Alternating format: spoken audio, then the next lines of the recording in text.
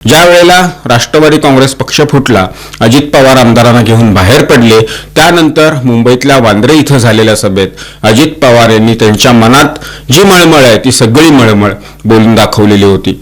किती वर्ष आपण राजकारणात सक्रिय राहणार, कुठंतरी थांबण्याची आवश्यकता, वयोमानाप्रमाणे मार्गदर्शकाच्या भूमिकेमध्ये गेलं पाहिजे, अशा अपेक्षा अजित पवार यांनी शरद पवार यांच्याकडून व्यक्त केलेल्या होत्या. मात्र शरद पवार यांनी यापैकी काहीच केलं नाही. त्याआधी सुद्धा शरद पवार यांच्या लोक माझे सांगाती या पुस्तक प्रकाशन समारंभात जेव्हा शरद पवार यांनी राजकीय निवृत्तीची घोषणा केली, त्यावेळी काय प्रकार घडला तो जगापुढे आहे.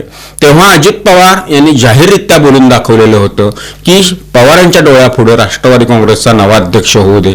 मात्र राष्ट्रवादीतल्या अजित पवार विरोधी गटानं तो सगळा प्रकार हाणून पाडला. हा गटच नेहमी अजित पवार यांना मागं खेचण्याचं काम करत होता. हे नंतर घडलेल्या सर्व घडामोडीनंतर स्पष्ट झालं.